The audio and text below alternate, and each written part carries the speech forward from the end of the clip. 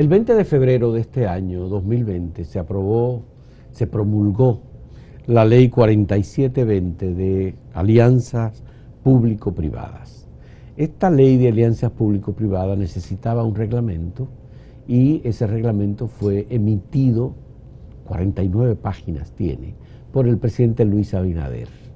Y luego el presidente Abinader emitió un decreto designando a Sigmund Freud Mena, abogado, como director ejecutivo de la alianza público-privada o las alianzas público-privadas. La gente no conoce todavía el contenido de esta ley, ni las implicaciones que tiene, ni las potestades que tiene. Se ha hablado mucho y se habla mucho de las alianzas público-privadas y estamos viendo incluso opiniones a veces en contra, porque dicen el Estado es el que va a perder. Bueno, pues vamos a hablar un poco sobre estas alianzas público-privadas, lo que se está haciendo para ponerla en marcha y ya vamos a ver la capacidad y la posibilidad o potencialidad del mecanismo que se ha creado en el que se puso muchísimo empeño.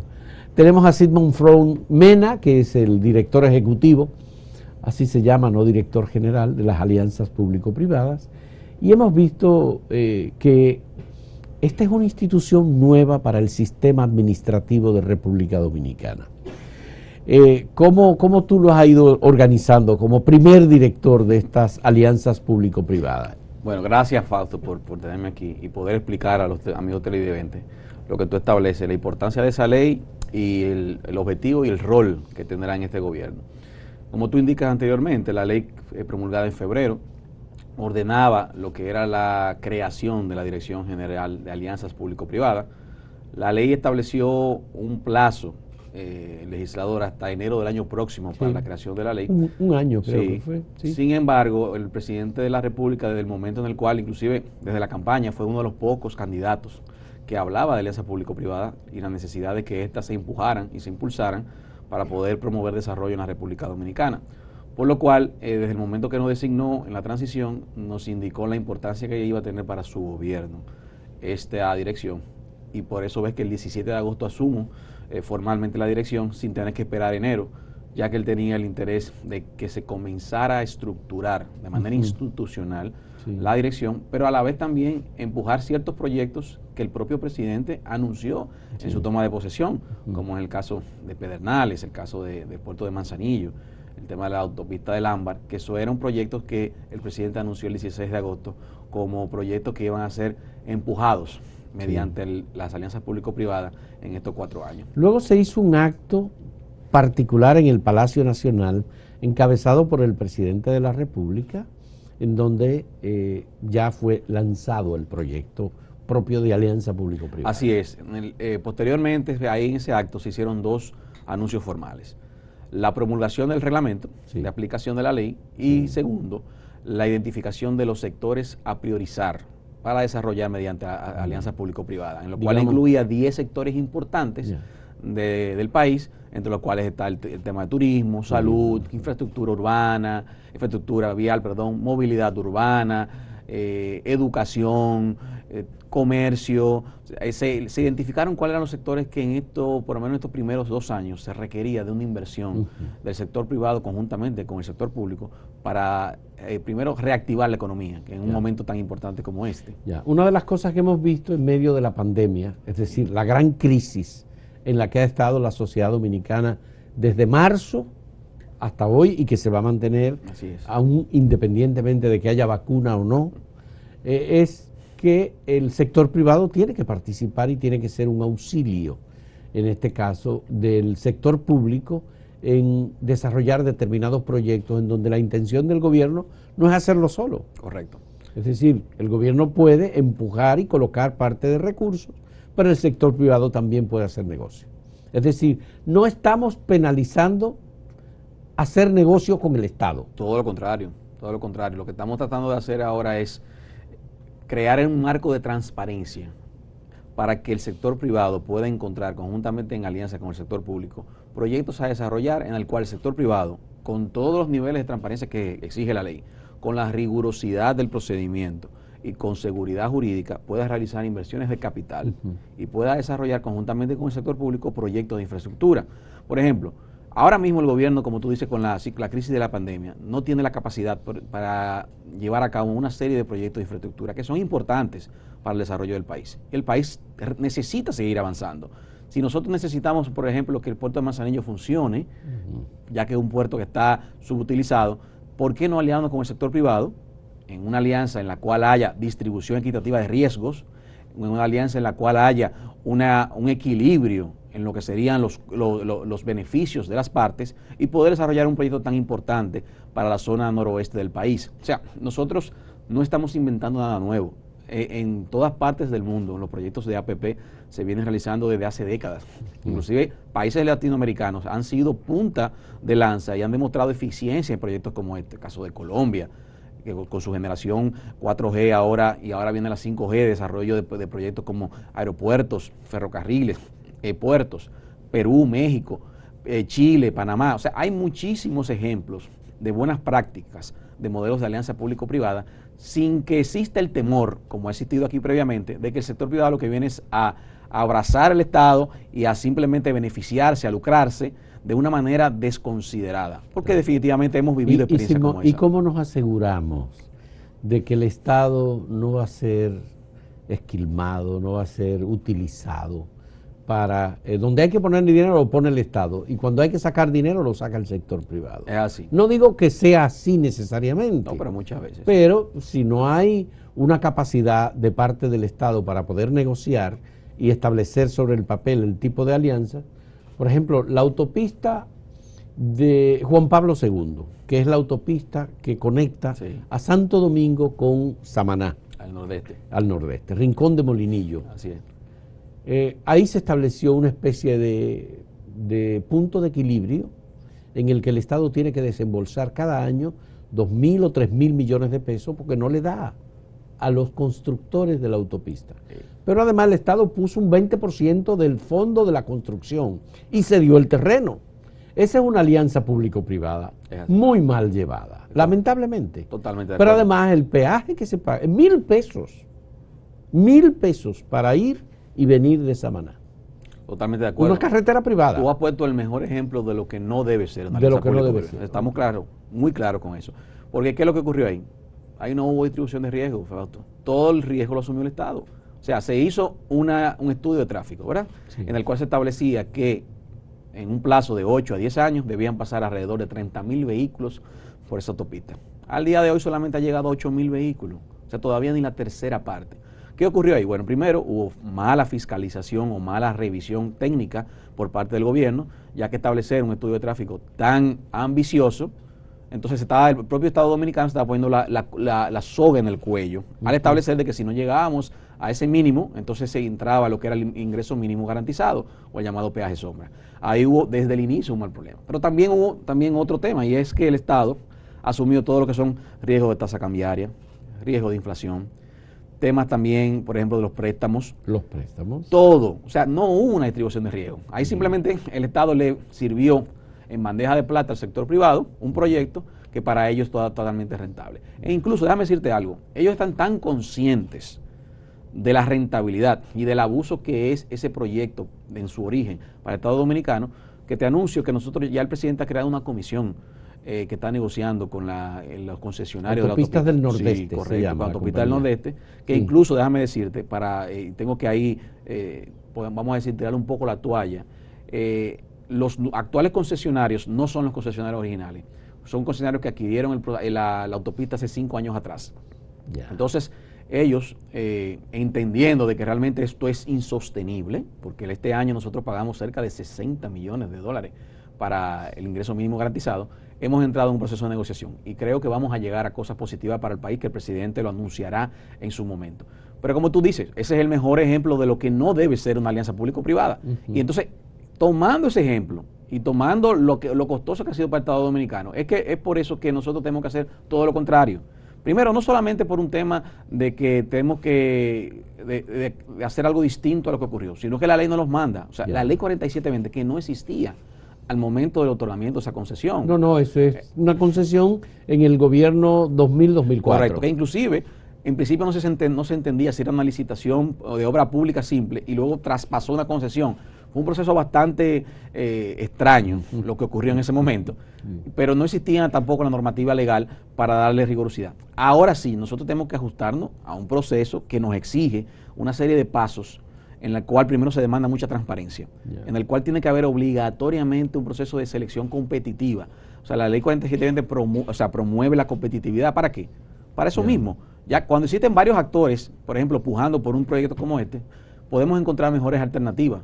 Pero cuando es un solo proyecto, un proyecto que solamente un grupo o un consorcio el que participa, se tiende a tratar de que la negociación es mucho más compleja. Entonces, yo creo que la ley lo que viene a buscar es no solamente exigirle a la dirección y a la autoridad contratante, en este caso, por ejemplo, obras públicas, que utilice los mejores estándares internacionales de estudios, de lo que son la evaluación y todo lo demás, sino también el tema de la corrupción. Oye lo que pasa, Fausto.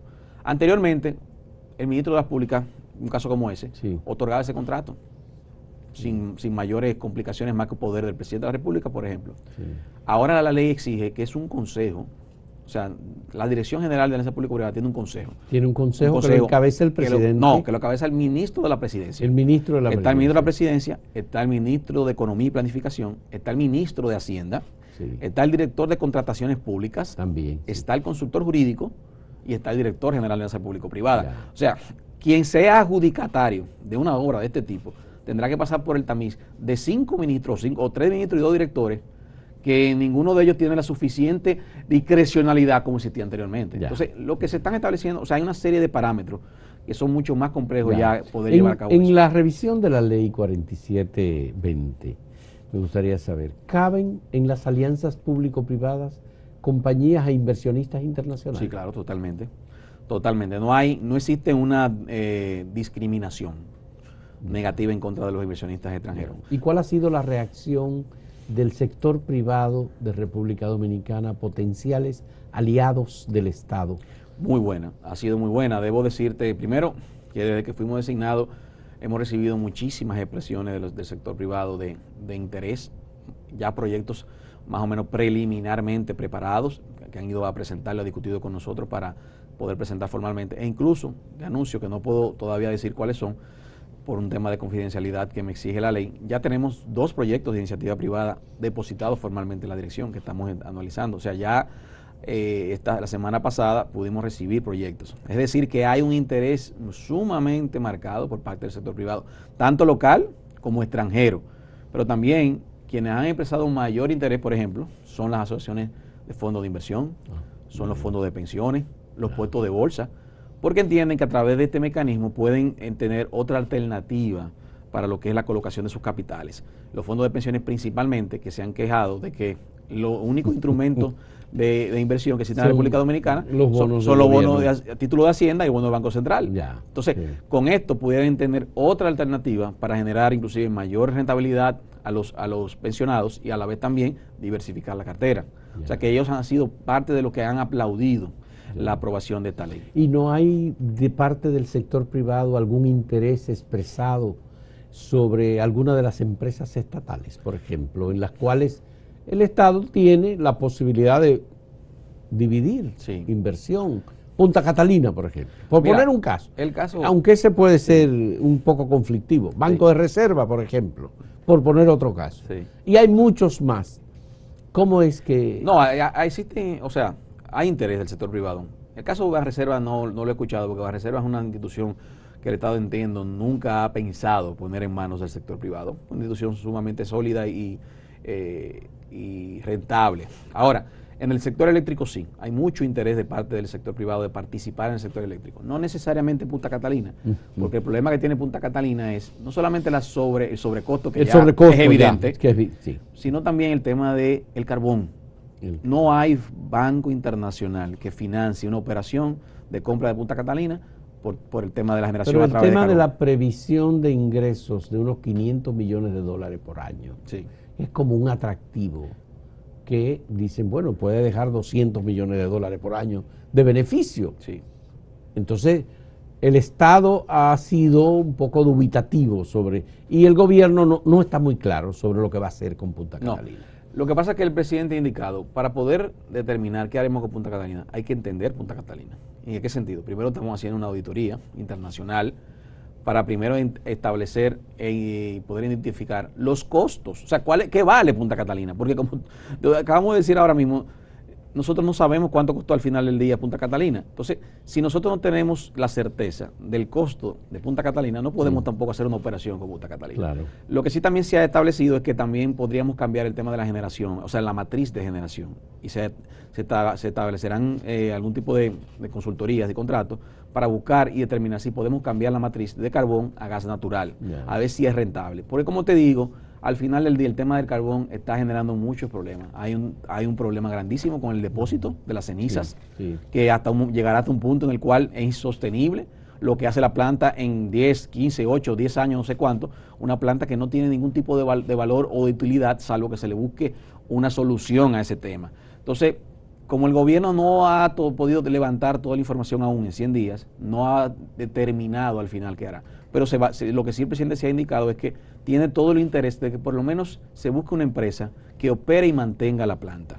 O sea, el OIM sea privado, que se le quite de mano al sector público, que ha evidenciado que no tiene mucha eficiencia para el manejo. ¿Y no ha habido algún interés, por ejemplo, por las tierras ociosas que pertenecieron al Consejo Estatal del Azúcar, que ya fue enviado a bienes nacionales? Siempre podría hacerse todo el potencial de negocio con esas tierras. Siempre hay mucho interés en esa tierra. Tú lo sabes que el CEA ha sido una especie de feudo o una especie de inmobiliaria en los últimos años. Pero pensando en eso es que el presidente identificó la disolución del CEA y el envío de todas esas tierras a bienes nacionales, porque en virtud de la ley de bienes nacionales, desde el momento de que todos esos terrenos estén en manos de bienes nacionales, la cesión, la venta, la enajenación de los mismos es un proceso mucho más complejo que como se llevaba en el CEA. Entonces, lo que queremos es proteger y resguardar. Ahora, el director del CEA, de Bienes Nacionales, César Cedeño, está haciendo un levantamiento de todo de un inventario de lo que existe. Estamos hablando de miles y miles y miles de tareas de tierra en la República Dominicana para poder entonces iniciar el proceso de liquidación del CEA y traspaso a bienes nacionales. Pero claro, ahí, por ejemplo, yo te menciono, tanto el CEA como CORDE tiene una serie de minas que están ahí, de explotación, por ejemplo, de mármol, de sal, de yeso, de caliche, que pueden ser, son empresas que si manejándolo de manera eficiente pueden ser rentables. Y el sector privado ha mostrado interés, pero hasta que nosotros no podamos sanear e identificar qué haremos con por ejemplo, con estas concesiones mineras, no se ha puesto a la luz pública cuál es el interés del Estado para buscar una asociación público-privada. Porque sí hay interés de que el sector privado invierta en alguna de estas minas, porque el Estado no puede operar eso. O sea, la naturaleza del Estado no es operación de negocios y de comercio. Y hemos demostrado, desgraciadamente, que no administramos bien. Por lo menos históricamente los gobiernos pasados han demostrado que no se administra bien ese tipo de empresas. Pero una de las cosas que está ocurriendo es que ahora estamos descubriendo la extraordinaria riqueza del Estado Dominicano en bienes, inmuebles, tierras, minas, propiedades. La riqueza natural de República Dominicana realmente es impresionante. Bastante. Entonces, ¿cuál es el potencial y cuál es el tiempo previsto a través de la ley de alianza público-privada que podamos sacar, digamos, ventajas, beneficios y que eso pueda ser una suma al presupuesto nacional? Definitivamente. Como tú dices, hay que sacarle provecho a toda esa tierra. Nosotros tenemos, por ejemplo, minas en Baní, en Barahona, que están ahí cerradas, que incluso lo que se está utilizando es personal de primario y ellos sacan material para su beneficio, porque ni siquiera tenemos el control. O sea, el propio gobierno no tiene ni el control de las minas, a pesar de que no están siendo operadas. El Larimar, por ejemplo, el Larimar es un mineral prácticamente exclusivo de República Dominicana. Así es. Y tenemos muchos artesanos y mineros. Murió uno hace aproximadamente 2 o 3 semanas, un nacional haitiano. Sí. Pero realmente no estamos manejando adecuadamente esa riqueza. El mármol travertino, que es un mármol exclusivo que tenemos nosotros, y tenemos muchísimas minas también por ahí. Ayer nosotros sostuvimos inclusive reuniones con la Comisión de Liquidación, que incluye el tema de CORDE y el CEA. Y entonces lo que estamos haciendo es los levantamientos de los contratos y la situación jurídica de cada uno de estos terrenos. Por ejemplo, en el caso de las concesiones mineras, porque ¿qué era la práctica? En gobiernos anteriores se daban contratos de arrendamiento a 5, a 10, 15, a 25 años, con un pago de canon sumamente irrisorio al Estado Dominicano. Entonces, estamos analizando cuáles podemos rescindir, cuáles podemos no ya renovar que están llegando a su término y cuáles podemos modificar. Entonces, cuando tengamos todo eso en mano, para que el año próximo entonces podamos declarar de interés público a través de la ley de alianza público-privada la inversión de capitales en terrenos como este y en explotaciones mineras de este tipo. Qué bueno. Vamos a hacer una primera pausa en este diálogo con Sigmund Freund, que es el director de la Alianza Público-Privada, una nueva institución creada en el año 2020 mediante la ley 4720 y que está comenzando a operar ahora en la administración del presidente Luis Abinader. En un momento retornamos.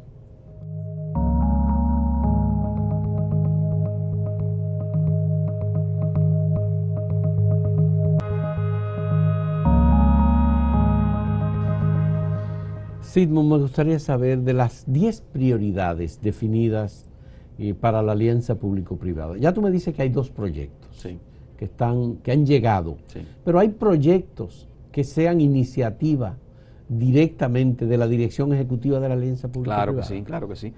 Tenemos, por ejemplo, como te dije, el caso del Puerto de Manzanillo. Bien. Tenemos el caso de Pedernales, desarrollo turístico de Pedernales, que lo vamos a llevar a cabo mediante una alianza público-privada, con la constitución de un fideicomiso que se estará constituyendo en las próximas semanas, en el cual el Estado iniciará con lo que es la construcción de los servicios básicos, las vías de acceso, temas de agua, para luego entonces conformar una alianza público-privada y convocar al capital privado a que invierta para poder entonces hacer el desarrollo de las infraestructuras hoteleras, el aeropuerto que se requiere, se requiere un aeropuerto para esa zona, ya que el de Barahona queda muy distante en tiempo. Dicen que está a 65 minutos. Bueno, si tú haces el trayecto son mínimo hora 40 minutos, hora 45 minutos, pero ¿qué es lo que pasa? Los estudios identifican que un turista, por ejemplo, que toma un avión. Además, esa vista es impresionante. Sí, es preciosa. Bellísima la vista en esa carretera. Pero, por ejemplo, déjame hacer una pregunta. El turista que viene de Madrid, toma un vuelo y llega a Barahona. A Barahona, después de 9 horas o 10 horas de aeropuerto.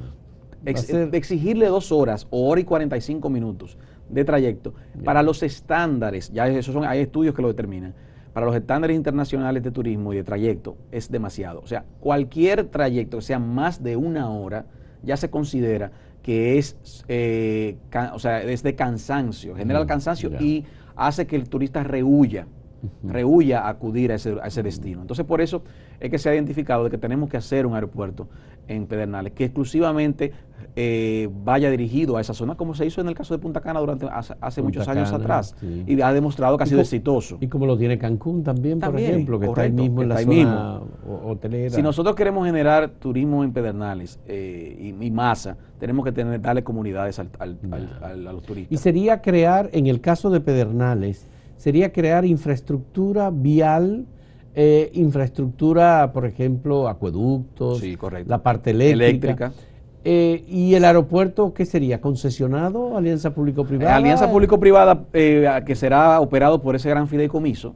Ahora, lo que no se ha determinado, y eso será cosa de futuro, de que si lo operará el propio fideicomiso o buscará una operación de un agente, o sea, de una empresa privada. Pero la propiedad, o sea, de ese aeropuerto será del fideicomiso que estará compartido entre el sector público y el sector privado. O sea, será como una especie de operación grande. En adición a eso, por ejemplo, debo mencionar el tema de los parqueos. El Ministerio de Obras Públicas ha anunciado conjuntamente con nosotros que en la próxima semana estaremos hablando de Parquéate RD. Parquéate RD fue un fideicomiso que se constituyó en la gestión pasada, pero el fideicomiso simplemente se llegó a constituir, pero no se hizo más nada. ¿Qué es lo que queremos hacer con Parquéate RD? La idea es iniciar en Santo Domingo y luego en Santiago lo que es la solución de los estacionamientos que tenemos, el problema que tenemos en la ciudad de Santo Domingo. Hemos estado identificando algunos terrenos que ellos son propiedad incluso del Estado, tanto por ejemplo en el Centro de los Héroes, en Gascue, en la zona del Sánchez La Fe, en la ciudad colonial, con la finalidad entonces de convocar al sector privado para la inversión, y nosotros como Estado ponemos el activo, el fideicomiso. Tú sabes que hay un modelo, ¿verdad?, del Banco Central. Sí, el Banco, sí. El Banco Central estableció un parqueo en un terreno propio del Banco Central y eso se utiliza como un descongestionante, digamos. Ha quedado corto ya. Le ha quedado corto porque la zona ha crecido demasiado. Hay muchas instituciones públicas. Y ese modelo que tú mencionas ha probado que es eficiente. Pero lo que tiene que haber es evidentemente una correlación o una especie de mesa en el cual se tomen decisiones conjuntas. Si el Ayuntamiento de Santo Domingo, por ejemplo, no dicta disposiciones de regulación de parqueos conforme, o sea, a no parquear, a prohibir el parqueo en la calle, si el Intran, si la DGCET no también juegan un rol, entonces no va a ser productivo el tema del parqueo. Porque el dominicano, mientras tú le permitas parquearse en la calle y tal vez pagar 20, 30 pesos a un parqueador, prefiere hacer eso a pagar 100 pesos en un parqueo. O sea, esos son temas que hay que estudiar. Pero, por ejemplo, está el tema del monorriel, que el presidente ya lo anunció, que viene como iniciativa pública, que es una solución para la ciudad de Santo Domingo y para la ciudad de Santiago, a través de un modelo de alianza público-privada, en la cual, en principio, estaríamos entonces complementando con lo que es las líneas del metro, con lo que es el teleférico, lo que son las líneas alimentadoras que serán la ONSA, y el monorriel que iría en principio por la 27 de febrero, y en el caso de Santiago sería también en la parte circunvalación de la ciudad, lo que complementaría en la primera etapa una solución urbana de transporte. Claro, no queda ahí. El presidente ha anunciado la tercera línea del metro para ser ejecutada, aunque no sería en modelo de APP, sino a través de la obra pública tradicional. Una inversión del Estado. Sí, de una inversión del Estado propiamente. Para seguir con lo que ha seguido, o sea, lo que ha sido ese desarrollo del metro. Entonces, pero el monorriel es muy distinto del metro. Sí, correcto. Es un tren ligero. Porque el monorriel es un tren ligero de una muy poca inversión. Es menor inversión, requiere menos, por ejemplo, no requiere lo que es uso del subsuelo, sino que es un tren ligero, elevado, el cual se construye en menor tiempo y a menor costo, pero también transporta menos personas. Es una solución mucho que se le ha buscado, porque entendemos que la inversión en ese tipo de transporte o ese tipo de solución es la ideal y la indicada en estos momentos que estamos viendo, porque la línea del metro es un tema mucho más costoso, como tú sabes. Me gustaría, Sigmund, saber, hay algunas críticas que se han formulado, dicen, bueno, la alianza público-privada no me gusta porque el Estado va a ser utilizado. Piensan en el modelo tradicional, el aprovechamiento por razones políticas, parentescos, cercanías, colindancias. Entonces, ¿cómo vamos a dar la garantía desde la dirección ejecutiva de la alianza público-privada de que no va a ser así? Bueno, primero dando el ejemplo, el gran reto que tenemos, el ejemplo de que nosotros pensamos y actuamos distinto. Yo te voy a decir algo, Fausto. Se habla mucho de las alianzas público-privadas históricamente en el país, que han sido, la gran mayoría, es cierto, deficitarias para el Estado Dominicano, por decir un nombre. Pero yo te puedo poner el caso de Gejaina, que es un modelo de alianza público-privada exitosa, en el cual el Estado posee el 49%. Sin normativa. Fue sin normativa. Sin normativa. Sí, claro. ¿Sí? El Estado posee un 49%, no ha tenido que invertir en los últimos 12 o 13 años ni un solo centavo, y es todo lo contrario, ha recibido beneficios por encima de los 12.000 millones de pesos. El problema es qué se ha hecho con eso, ahí está el problema, eso es otra cosa. Esos fondos han ido a Fomper, ya sabemos la historia por ahí por donde va, y eso se ha mal utilizado. Pero el modelo per se de Gejaina es un modelo exitoso de alianza público-privada.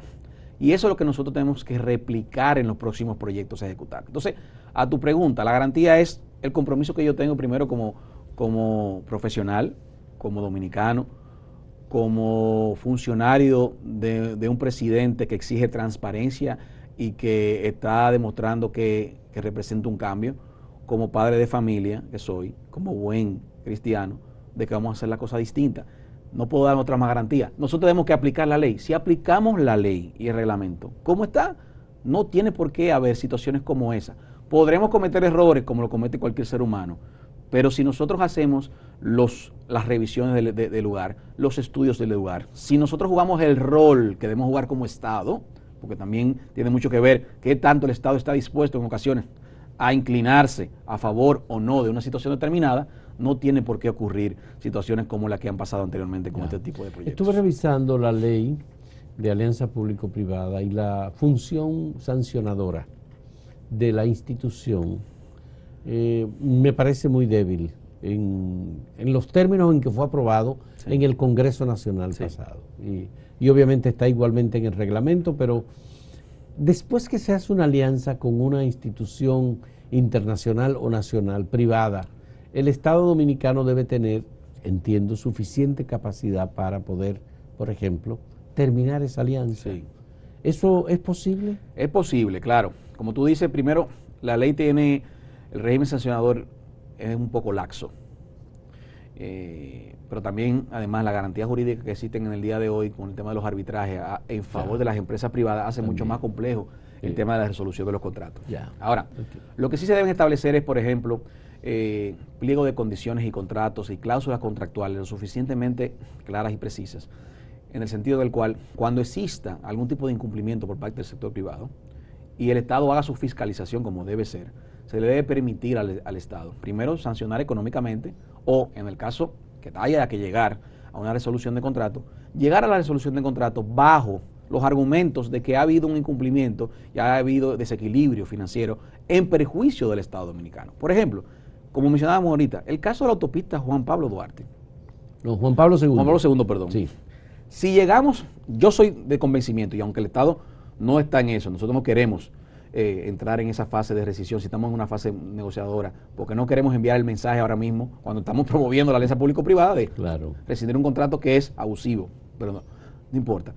Nosotros entendemos que en buen derecho, ante un juez arbitral, identificar de que realmente existe un desequilibrio financiero en perjuicio del Estado, ahí no es en perjuicio del agente privado, tiene que haber tenemos suficientes argumentos para poder realmente resolutar o rescindir ese contrato sin mayores complicaciones.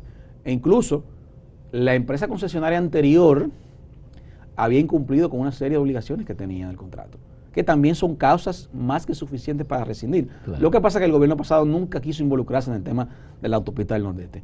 A diferencia de este gobierno que dijo del primer momento, vamos a revisar ese contrato y usted va a ver que va a haber resultados en ese acuerdo, en beneficio del Estado Dominicano. O sea, claro, tiene que haber una especie de fortalecimiento de la norma, pero también tenemos que tener consciente, Fausto, el hecho de que cada día más los arbitrajes internacionales tienden a ser en perjuicio del Estado Dominicano históricamente. ¿Por qué? Por la mala estructuración de los contratos. Es por eso, por la mala estructuración de los contratos y por la debilidad que el Estado tiene en esos documentos jurídicos que cuando son llevados a un tribunal arbitral internacional, que lo miran fuera de todo tipo de pasiones, dicen, bueno, pero aquí evidentemente... Aquí está establecido un contrato. Exacto. Y la base para la decisión es el contrato. Es correcto. Lo que dice. Es correcto. Ahora, me gustaría saber, conflictos de intereses, Sigmund, ¿cómo se manejan en una alianza público-privada en donde el Estado Dominicano ahora es manejado por gente que viene del sector privado? He oído decir a Luis Abinader, a Lisandro Macarrulla, a Jochi Vicente, bueno, venimos del sector privado, hemos aprendido en el sector privado, queremos transferir la experiencia, racionalidad y búsqueda de recursos del sector privado al sector público. Eso es lo que vamos a hacer. Correcto. ¿Cómo manejamos los conflictos de intereses en alianzas público-privadas? Bueno, primero aquí hay dos temas. Tú sabes que la ley 4108 de función pública establece claramente la imposibilidad de funcionarios públicos participar en cualquier tipo de empresas o vinculadas o que tengan más allá de un 10% en cualquier operación comercial que esté asociado con el Estado o que rinda algún tipo de suministro o que sea suplidora, eso por esa parte. Pero la propia ley también 4720 establece algunas exigencias en cuanto al tema del conflicto de intereses, no solamente de los funcionarios, sino inclusive hasta de los propios consultores, que pueden trabajar en un momento determinado de parte del sector privado o del sector público y pueden verse en una situación de confusión, ¿verdad? De lealtades, por decirlo de una manera. Yo creo que aquí falta un poco más de normativa porque la ley 4108 se nos quedó atrás. Ya es una ley que tiene que ser actualizada e incluso una de las responsabilidades de doña Milagro Ortiz Bosch en la Comisión de Ética es la creación o la modificación de la ley en lo concerniente a los aspectos de eso, de la ética del conflicto de interés en cuanto al funcionario. Aquí hace falta normativa en ese sentido, que nosotros nos hemos quedado un poco detrás. Tema de fortalecer el tema de cumplimiento, que tú sabes que es una es una área del derecho y derecho público en los últimos años desarrollado en muchas partes del mundo. O sea, cuáles son las buenas prácticas, las buenas conductas, qué debe hacer un funcionario, qué no puede hacer, hasta qué línea debe llegar. O sea que no podríamos decir que la normativa existente nos blinda totalmente, es la realidad, sino que se requiere de mejorías. Lo que tenemos que apelar nueva vez entonces es a lo que decíamos anteriormente. Nosotros tenemos que dar el ejemplo y venimos con un cambio. El presidente ha hablado de cambio. Sí. Nosotros todos venimos gran parte del sector privado, muchos de nosotros. Sí, sí. Y tenemos que demostrar de que podemos hacer las cosas mejor que como lo hacíamos se hacía anteriormente. Entonces, el conflicto de interés va a estar muy basado, primero, en el apego que tengamos nosotros a las leyes y a las propias conducta, y también a determinar más adelante, que ahí te avanzo algo, que tenemos que fortalecer un poco la ley 4720. Hay que mejorar algunos aspectos. Ya es una ley reciente, pero esa ley es de este año. Definitivamente, pero tú sabes lo que pasó con la ley. Esa ley tuvo muchos años discutiéndose. En discusión. Muchos años. Y en esos años el ministro de Economía y Planificación, Juan Ariel Jiménez, fue el que dio la última batalla. La última batalla, correcto. Pero esa ley viene desde Hito Bisonó, que propuso la primera iniciativa hace más de 10 años. Yeah. O sea, esa ley tiene muchísimos años, se actualizó bastante, pero quedaron muchas cosas relegadas atrás. Y porque el gobierno pasado tenía un interés de aprobarla antes de culminar su mandato, entendemos que hubo cosas que quedaron fuera, que hay que mejorar. Bien. Tengo interés en conocer qué pasará con inversiones, por ejemplo, público-privada, en nuevas tecnologías, en aprovechamiento de la innovación en general y el interés que pudiera tener, por ejemplo, algún inversionista extranjero procedente de China en 5G y otras cosas. ¿Puede hacerse como parte de una alianza público-privada? Bueno, mira, el presidente ha indicado de manera clara y precisa de que en principio está vetada la inversión china en temas estratégicos como el tema de las telecomunicaciones y 5G. Eso es una decisión presidencial. Lo que sí hemos recibido empresas chinas, por ejemplo, para temas de infraestructura, la autopista del Ámbar, Santiago-Puerto Plata, tienen interés y nosotros hemos expresado también nuestro interés de que ellos participen.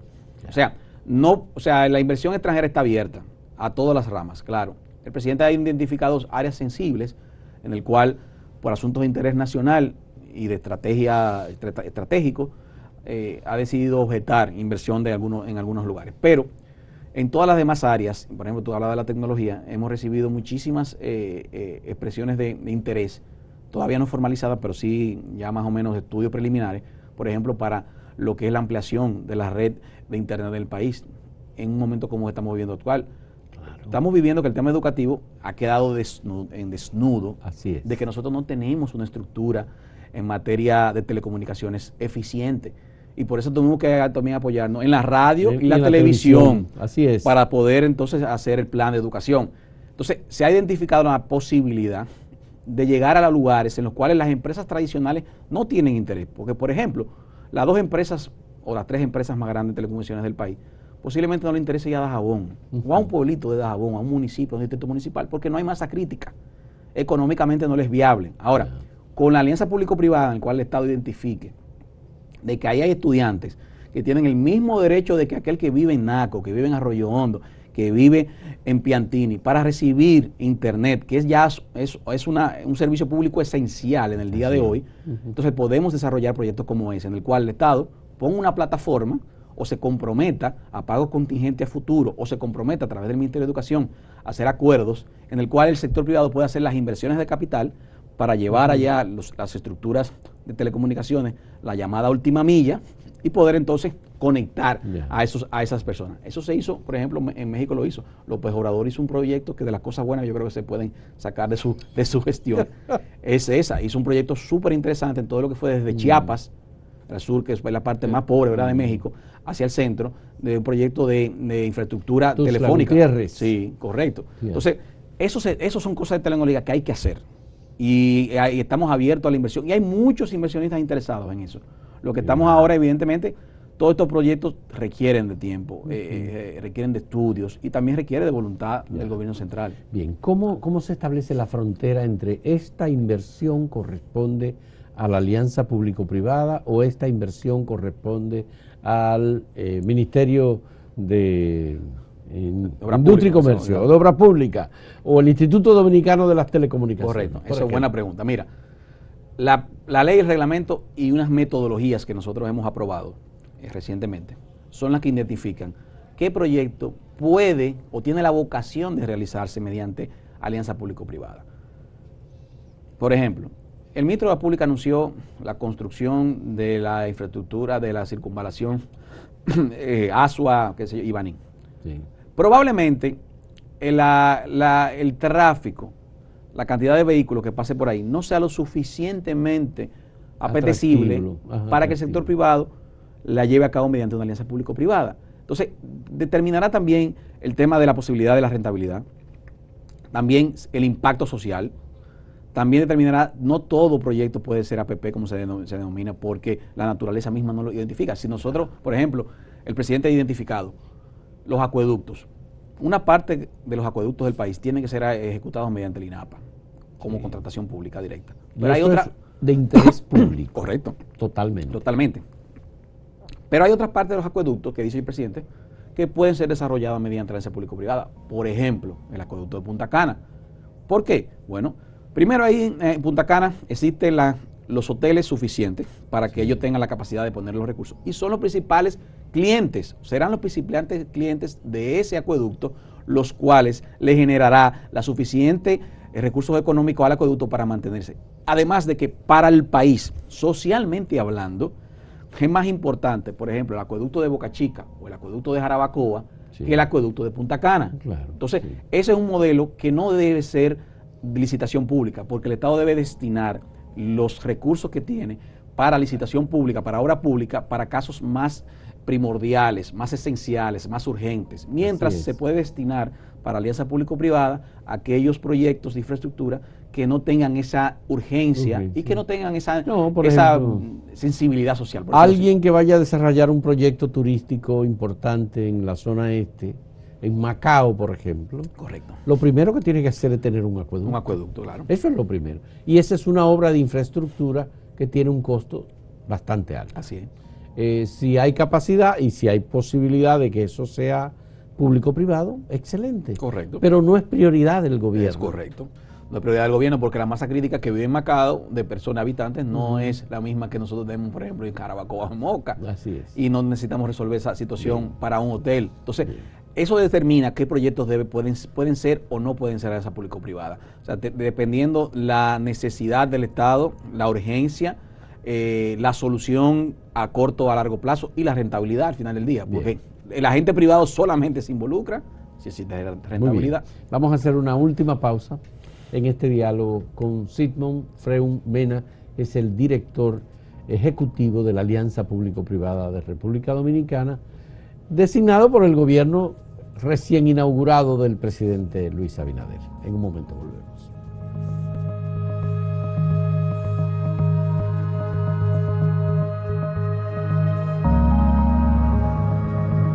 Somos Grupo Acento, acento.com.do y Acento TV. Hacemos contenido informativo y de entretenimiento con la mayor calidad posible. Con tu colaboración, podremos continuar con nuestra labor en el periodismo independiente. Puedes apoyarnos sumándote como un miembro exclusivo de nuestra plataforma. Solo tienes que ir al botón de unirse, que está justo al lado del de suscribirse, y ahí se desplegará la lista de colaboraciones. Puedes optar por la colaboración plata, por $9.99 mensuales. A cambio, tendrás insignias especiales en el chat y acceso anticipado a nuestros videos. Con la colaboración oro, tendrás insignias especiales, acceso anticipado a videos y videos del detrás de cámara de los diversos programas por tan solo $19.99.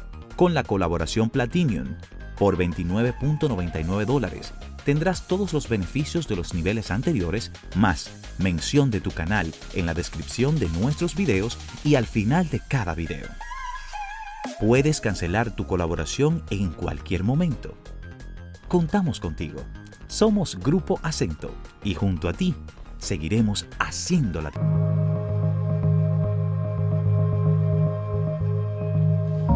Sigmund Freud, hemos visto que la alianza público-privada va a tener una incidencia importante.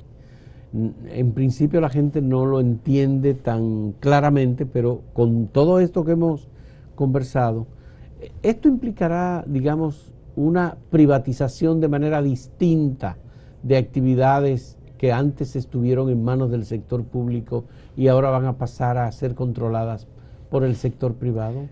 Fausto, es importante aclarar ese tema, porque siempre ha existido la duda de que si las APP son privatizaciones, y debemos aclarar que no. Privatizar un bien del Estado es enajenar de manera permanente y definitiva un activo del Estado y ponerlo en manos del sector privado. Por ejemplo, lo que se hizo con las sedes en los 90 fue una privatización que se denominó capitalización, pero era una privatización. ¿Por qué? Porque el 50% de las acciones de la distribuidora se vendieron, se entregaron en manos del sector privado, y eso iba a ser eterno hasta tanto, bueno, ocurrió la decisión del presidente Mejía de revocarla y rescindir los contratos. Pero en el caso de las APP no existe enajenación. Lo que existe es la disposición de un activo en un vehículo determinado, que puede ser el fideicomiso, para que ese fideicomiso opere, administre, mantenga ese bien o esa infraestructura por un tiempo determinado, que la ley establece hasta 40 años.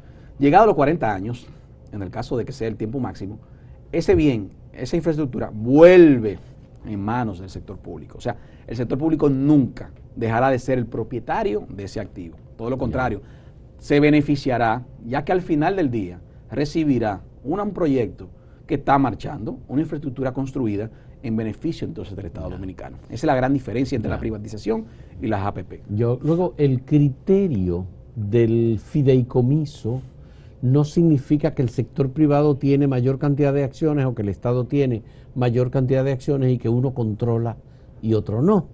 El caso de Refinería Dominicana de Petróleo y la inversión venezolana en la refinería.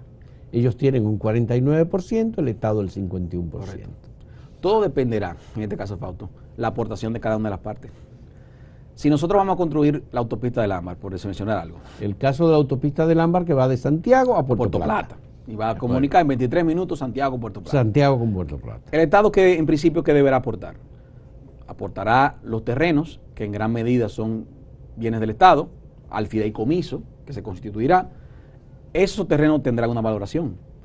Y ese valor tendrá que ser reflejado en cuotas o derechos en ese fideicomiso. Bueno, se llaman acciones en el caso del fideicomiso. Pero el Estado también hará un aporte económico, posiblemente, contingente a 2 años, a 3 años en la construcción de la obra, como contraprestación a lo que también el sector privado hará. Eso le dará un porcentaje de acciones al Estado, o un porcentaje de derechos o de cuotas en el fideicomiso.